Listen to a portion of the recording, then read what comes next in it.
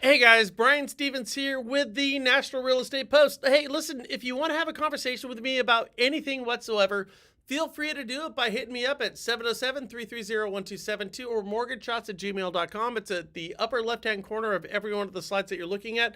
Of course, with Mortgage Shots, what we do on a daily basis is we give you a little sales nourishment and what's going on in the mortgage and real estate industry. So today we have a ton of incredible stuff that's taking place right now. A couple of things that are on the horizon that you need to know about if you're a professional real estate agent or mortgage lender. Let's get right into this right now. So the mortgage rate impact calendar starting on Monday, which is today when I'm shooting this, but of course a lot of you are watching this tomorrow. The big one here is the Fed speech. We've got 5 people from the Fed who are going to be speaking about interest rates. Now, remember last week we spoke about this. Trump just assigned somebody to the Fed board who said they want to see rates down to 2.5%. Now, of course, that's not going to be the case, but Monday is going to be a big day. Now, Tuesday, the Schiller Home Price Index is going to be a big one. The FHFA Home Price Index is going to be a big one as well. Both of those tend to go hand in hand. But as we go down the week, the big one's going to be Friday. And that's going to be looking at unemployment numbers, their non-farming payroll, employment surveys measured by the number of workers except for people in farming. I don't know why they do this, but they certainly do. And of course, there's nonprofit and military that's in there. So this week we have a ton of things that we need to look at, which are going to affect interest rates and by extension is going to affect what me and you do for a living. I hope that makes sense. The one that really kind of stands out to me is going to be the Institute for Supply Management Survey Industrial Complex Companies Index over on Wednesday on the 1st. I think that's kind of interesting because it really kind of goes down to our non-durable goods that we build in this country and where those are going to be. We're talking about refrigerators, washers, dryers. Of course, we're not building those things, but how do we import and export those? This calendar is going to be packed for the week. So understand our interest rates by the 3rd of October is going to be fundamentally different than what we see over here on September 29th. So look at this list right here and understand every one of these is going to be an indicator on what's taking place in interest rates. Now, this is the one I kind of like right now, and I find this one kind of funny. I have to admit this. So we have 2 hurricanes that are taking place right now. We have Gabrielle and we have Umberto. Now, I happen to know a Gabrielle and a Umberto, and I'm wondering why they don't use different names for hurricanes that are outside of something that are Hispanic or English. I want to find some African-American names in there. Like, why aren't we doing like Hurricane Plaxico or things of that nature? Well, Brian, why are you bringing up hurricanes right now? Well, hurricanes are kind of a big issue because they affect one of 2 or 3 fundamental different areas in our country that's wildly affecting mortgage interest rates. Over here on the West Coast, we find fires. That's a big one. Now, we had like the lightest fire season we've ever seen over here. But on the East Coast, what we're going to find is flooding and we're going to find hurricanes. Well, why is this an issue? Well, because insurance has become a major issue in this industry. We have to understand that. I used to quote like 70, 80 bucks a month, and I felt pretty good about that. But right now, I've had somebody who had a $150 insurance policy that went up to $2,000 a month. People on the coast, they understand that because we really deal with some of these natural catastrophes or unnatural catastrophes that we have to deal with. In the Midwest, we find them with tornadoes, but it doesn't matter what's happening in Florida or in California. The truth of the matter is when our insurance rates go up, what they do is they calibrate insurance based on everybody's insurance policy. So somebody who lives in Omaha, Nebraska, or Flint, Michigan, or down in Knoxville, Tennessee, you're going to pay for my insurance policies in California when they get expensive. And you're going to be paying for policies that are out in Florida when these hurricanes hit. Now, the thing is people say hurricanes are getting stronger. I don't know if that's true because I remember Hurricane Gilbert when I was a kid, and that sucker was a Category 5, and it destroyed everything. I don't think we've seen anything like that since like the late 1990s. But here's the point on this one, guys, is that we have to understand the more these hurricanes hit, the more the fires hit, the more we're having dysfunction in the dysfunction function train that we have right now that we call our homeowners policies insurance, our catastrophic insurance policy exchanges, it's going to get more expensive to the point where it could be to the point to where it can become prohibitive in terms of like how much money you're spending and in terms of how much house you can afford. It used to always be the case that if you had an interest rate, that interest rate was going to determine if you could afford that house or not. However, right now we don't necessarily see that. And here's the reason why this is taking place. The government shutdown looms large for the real estate and mortgage industry. Now, I want to read you a summary of this article. As a potential government shutdown approaches, the real estate industry faces possible disruptions in loan processing, flood insurance, and consumer confidence. Now, don't you find those two peculiar bedfellows, don't you? Flood insurance and consumer confidence. But flood insurance is exactly what we're talking about. Here's the whole point. These hurricanes are not necessarily going to hit the West Coast, or excuse me, the East Coast. But what they're going to do is they're going to create massive flooding they're going to create massive flooding in the Dakotas. Historical data shows shutdowns can delay closings, interrupt the national flood insurance program, and slow market activity, The variety impacts across different regions and loan types. So over the course of 2 sentences, we find the national flood insurance policy being brought up twice. Now, why is this? Well, the reason is because this is an epidemic. We don't have an answer for it. Would it surprise you to understand that our national flood insurance programs that we have in place right now are running in the black to the tune of about $7 billion. In short, what we're paying right now for our flood insurance policies it pales in comparison to what we should be paying when we look at this thing by and large. In other words, we are paying less for our policies than what we should be doing. Now, we saw this with our catastrophic replacement insurance policies that we have over in Florida right now, but it didn't really take into consideration what we're doing with flood insurance policies. We see the same thing over here on the West Coast with our fire insurance policies, and of course in the Midwest with tornadoes. So right now, when we look at our flood insurance policies, our earthquake policies, our fire policies, our tornado policies, nobody wants to write these on a private level. And this is something that is really kind of a problem. So we have to look at this from a loan officer perspective, from a client perspective in terms of what we can do about this. And here's what it comes down to. And again, I'm kicking the dead horse on this one, guys and gals. We have to sit down and have a conversation with an insurance provider who we have in our back pocket, who we're talking to on a regular basis. We need to message our real estate agent partners out there. We need to message our clients out there, because what we're looking at right now is not tenable in a long-term viable solution to what we're looking at right now. So if I'm expecting a $200 policy and I get a $2,000 policy, does that work? No, it puts me on the outside looking in. If I am expecting a $2,000 policy and I have a $200 policy, well, then certainly we can go ahead and have that conversation, but we're not going in that direction. The biggest problem that I find right now with our national flood insurance programs and our policies that we have right now that are funded by the federal government and we have by local states, municipalities, and different parishes, we can't do this on a state level. This has to be done on a national level.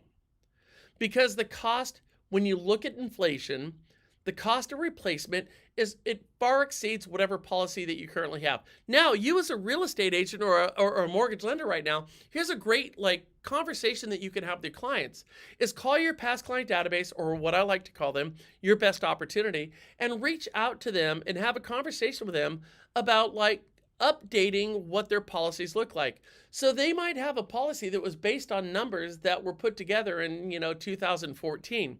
Well, 2014 to 2020, 25, we have seen inflation go through the roof. I mean, this thing has gone completely crazy.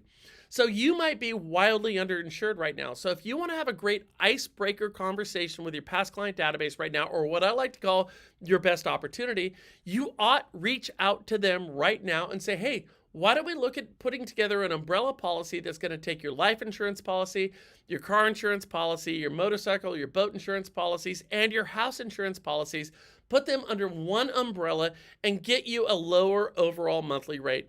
Again, what we should be doing in the mortgage and real estate industry is we should be looking at ways to go ahead and free up money on a monthly basis for our past client database, our friends, our family, and everybody that we know, that is going to make them live a life that's a little bit easier. Because as we know right now,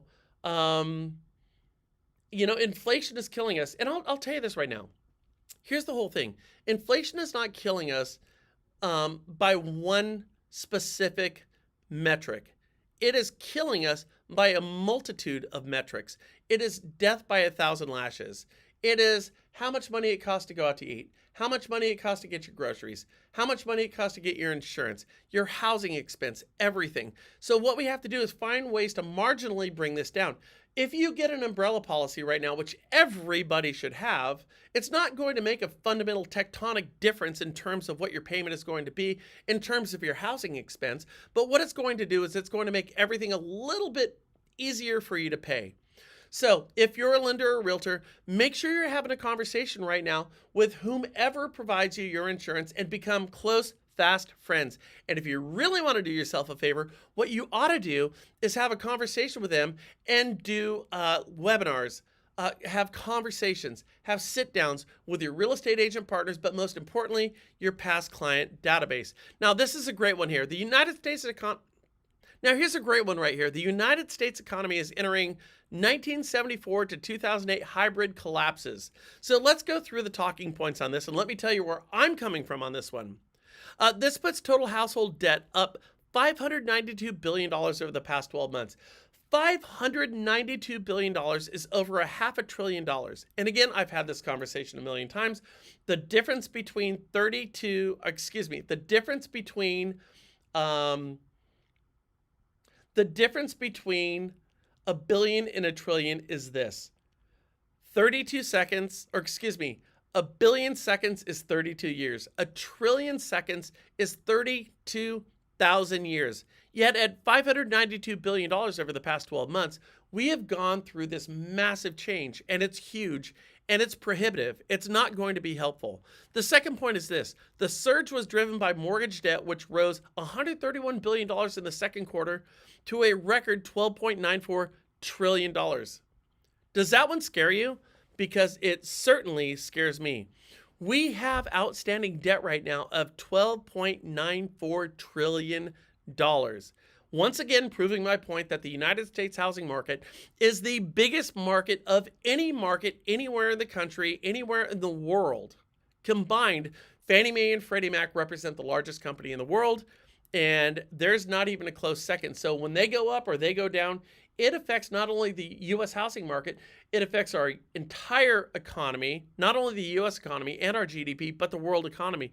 People invest all over the world in the United States economy and the housing market. The third point is this, and this was one that really kind of caught me off guard. Credit card debt rose by $27 billion to $1.21 trillion, just shy of an all-time high. Guys, $1.21 trillion. I want you to think about that for a second. $1.21 trillion at 28% in revolving debt that's amortized. This is a catastrophe. This is not a good place for us to be collectively. Let me ask you this. Do you carry credit card debt? Because if you are, you should stop it. And here's a great sales point for loan officers out there, is if you have unsecured debt, what you should do is you should change that to secured debt. Well, how do I do that, Brian? This one's really simple. Go out there and get a HELOC. Now, when you get somebody a HELOC, they're going to say a 14% interest rate. This is really horrible. I don't want this, Brian. But if you're knocking 10% off or 12 or 14% off what you're paying in your unsecured debt, my God, this one's a no-brainer. And when it's a secured debt and it's against your mortgage, depending on the state that you're in, you're going to be able to write this stuff off. So what you want to do, if you want to have a conversation about HELOCs, here's a really great one. We are carrying superlatives, record amount of debt, record interest rates. Again, we talk about this all the time. We could take that unsecured debt, meaning it's not secured against anything outside of your word that I'm going to pay you back, which is basically a loan shark. And what we're going to do is we're going to secure that against a house or something that is tangible that is going to make that investor feel better about what their investment is. And if you can knock 10% off that whole thing, then why wouldn't you do that? The next time you have somebody who looks you in the face and has a conversation and says, I don't want to pay 10 or 14% on this one, you stare straight back with a straight face and you say, you want to know something? This is 10% better than what you got. Why wouldn't you do it? This one, my friends, is a no-brainer. Now, I'll tell you this right now. With HELOCs, I don't like them. I don't want to do them. I don't want to make $500. But here's my point, is when I do a HELOC, that gives me unfettered access to that human being. They're always going to pick up my call. They're always going to find out what's going on. And I can use that to hopscotch over to a better deal with one of their past friends, family, clients, or somebody who they know. So look at your HELOCs not necessarily as a revenue stream. If you do that, you're going to hate it. But if you look at your HELOCs as a means of getting more business, then boy, this is marketing that actually pays you. I want to repeat that point. This is marketing that actually pays you. The last point here is student loan and auto debt climbs $7 billion to $13 billion to $1.64 trillion and $1.66 trillion respectively, both hitting record highs. Now, I remember when I used to buy a car, it was back in like 2008 and 2009. I remember thinking like a $300-$400 car payment was like a reasonable car payment to have. What I didn't realize is that people are out there paying like $1,000, $2,000 car payments. I can't believe that. It's hard to believe. And going back to my previous point, if you had a HELOC, you could go ahead and have a HELOC, have enough room underneath that HELOC at 14% to go ahead and get yourself a car and then pay that over a longer period of time, albeit you should pay it off earlier. But you could go ahead and do that, save 10% on your interest rate. And when we look at all of these as a collective, if you do a rate and term refinance, a cash out refinance, you do an ADU in your backyard, whatever the case is, and either as a means of raising money or as a means of reducing your output, there's a lot of options that we have on the table for us right now. And the cool thing is that we have opportunities because the last I checked right now, the Federal Reserve is going to be lowering interest rates. And I understand that lowering interest rates doesn't mean they're necessarily going to be lowering mortgage interest rates, but they tend to go hand in hand.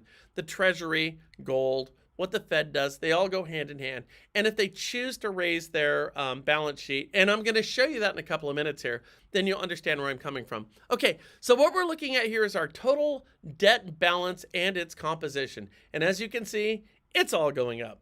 Now, down there in the yellowish color is going to be our mortgage debt. The vast majority of debt that we're carrying in this country is going to be mortgage debt. The next one, that little pink layer in there, is going to be our revolving debt. Now, revolving debt doesn't necessarily mean credit card debt. It could be your refrigerators. It could be a whole bunch of different things. Now, if we go over there to our green, that's going to be auto loans. Again, we are paying more for autos. That sounds like the fish called Wanda. Do you remember that movie? A Fish Called Wanda. Do you remember that? Don't call me stupid. So we're carrying more of that than we ever have. Credit card debt is going to be in the blue. Again, those numbers are increasing. We are at superlatives. We're carrying $1.4 trillion. We've never done that before. 28% interest. We've never done that before. It's a huge number. Now, our student loan debt is going to be in the red. Now, student loan debt has been increasing, but I got to tell you this. I paid my student loan debts. Pay your damn debts off. You never got those debts because you didn't think you were going to have to pay them off. Now, we did this through the last administration, but I think right now what we have to look at, and by the way, as a loan officer, you're dealing with this right now, aren't you? So I just dealt with this just recently, where we had payments that came in where they didn't before. But here's kind of the cool part, is we would look at student loan payments, and we would like apply a payment to them. Now what we can do, which is really kind of cool, is we could actually get the payment, which more often than not is going to be lower than what the GSEs and HUD, so Fannie, Freddie, and Ginnie, would otherwise have us use as a mandated minimum payment on those student loan debts. The actual student loan debts tend to come in lower than what our mandates are. So when we're looking at these student loan debts, again, keep in mind, it's probably going to benefit you. So if you don't have a payment on those as of today, just remember over the course of the next couple of weeks, or speak with your clients and go find out exactly what that payment's going to look like, because it's probably going to get your ratios down and give you more purchasing power. And the last one over here is going to be others. What is other debt? I don't know. But here's what I do know. When I look at all of this debt, we are a society of consumers who are taking on more debt than we've done in the past, and this is problematic for us. So if you want to find a reason for a rate and term refinance or a cash out or a debt consolidation refinance right now, This graph should give you all the information you need to have in order to go ahead and go out and do that. So let's look at a couple of things over here. This is oh shit or oh yay. Is this good news or bad news? The University of Michigan Consumer Sentiment Index, the University of Michigan Survey of Consumer, as of May 2025, consumer confidence has dropped to its lowest level since 2020. Now, what was taking place in 2020? What was it? Well, that was COVID. Do you remember on a Thursday laying in your bed going, oh my God, what the hell is going on? Since then, we have people right now who are more distraught about the debt that they have and about the future outlook on where they're at than we've had since any time since the 1980s, and we're going to go over that. Cass Freight Index, Cass Information System, May 2025, U.S. freight volume and expenditures are falling sharply, signaling weakening supply and demand. Cass Freight Indexes is the freight, how we carry stuff, how we move stuff. It's people and trucks. And I'll tell you, if you want to find probably the best indicator as to what's going on with our economy, find out how people are moving goods and services around. And what we know right now is they're not moving them like they had in years past. The Atlanta Fed GDP now, the Federal Reserve Bank of Atlanta, the real-time GDP tracker forecast volatility suggests a demand shock is already underway, meaning what we think is going to happen has already happened. And if you don't know this, every single time we have a recession, it is always recognized after the fact. We don't recognize a recession when we're in the recession. We recognize it after the fact. And the fact that we see freight going down right now suggests to me that we're probably already in a recession.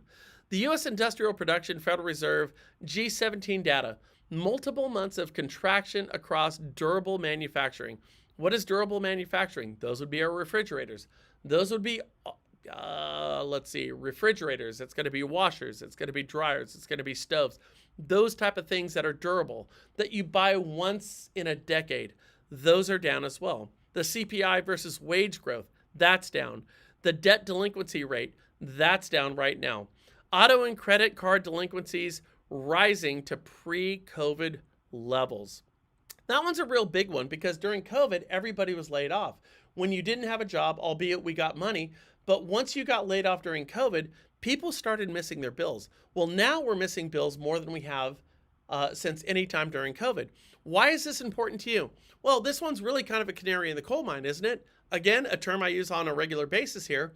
But what it does is it forecasts what's going to take place in the rest of the economy.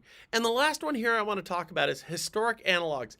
1974 market crash, the S&P 500 total return index, historical data adjusted for inflation. 1974 was one of the worst post World War II years. Why was 1974 one of the worst years? Well, it was the oil embargo. I actually remember this. There was a time when your license plate on your car would tell you the days that you could go get gas. And we would go get gas. I remember this in Southern California. We would go stand in line for hours and hours to get a tank of gas. It was absolutely crazy. If you went through that, you totally understand where I'm coming from, right? But if you didn't go through that, you don't understand where I'm coming from. And what this whole thing tells us is that right now we're in times that are as difficult as that. That's hard for me to believe. However, here's where we're at. We right now, guys, when we look at inflation, it has not cured itself. It's death by 1,000 lashes.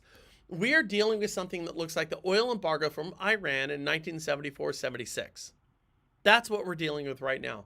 These are the numbers. This is our reality. The question then becomes, what are you going to do about this? Now, as a loan officer or a real estate agent, you might think that you don't have choices. However, you do. You have a ton of choices because people are still going to buy houses. This is going to be a recurring theme in terms of what I talk about on a regular basis. You do have choices, and the choices are to go out there and have conversations, get in the middle of conversations of real estate, and go out there and find a way to make it rain. Now, here's my last graph that I want to share with you guys today, and this one's a big one. This is the federal fund effective rate. Now, this is the one that effectively, boy, that's a lot of F's. This is the one that effectively affects mortgage interest rates. So you see on the left-hand side, before the 2008 recession, rates went way in the heck up. And on August 2007, they went up to 5.06%. 0.02%. Now, that gray vertical bar that you're looking at on your left-hand side, that's the recession that we faced during the 2008 housing crisis. Now, what we did is after that, we put rates at or below zero. And you can see that big bottom line right there in the middle. And then what have we done? We have recreated the same thing that got us in a problem in the first place. You see on the far right-hand side from 2022 on, we have raised interest rates absorbently over a very short period of time. So let me ask you this. When you see rates go up like this, and they ebb and flow, they go up and down, they vacillate, okay? What do you expect to happen next? And here's the answer. The Fed board right now, including Jerome Powell, is talking about lowering interest rates.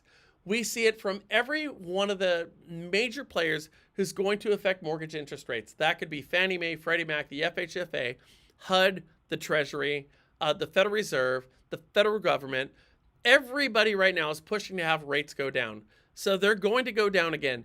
If we happen to be in a recession, as I believe we are in right now, we're going to see these things drop precipitously, and it's going to happen very, very quickly.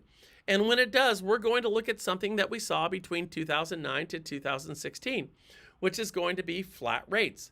So rates definitely are going down right now. It's not even a question. Really, the question from a loan officer's perspective is, how do you write a loan right now knowing that you might have an EPO, an early payoff, which means you got to pay your commission back? I'll tell you right now, guys, talk with your clients. Make sure your lines of communication are wildly open, and tell them that they cannot refinance over the next 6 months because you can't have an EPO. You do them today, you stay in front of your clients, and then you tell them in 6 months, they will be the benefactor of a lower interest rate. Do that and you will find a way to win. If you don't do that, you're going to find a way to continue struggling. I hope, my friends, this makes sense. If it does, do me a favor, send me a message, tell me what you think. Am I nuts right now or not? And if you think I'm nuts, well, then tell me why and tell me what you're going to do, because we want to crowdsource our solutions. We want me and you to understand what the next move is going to be. I don't have all the solutions, but this is certainly how I see it. With that said, my friends, you make it a great day, and I will talk with you soon. Bye.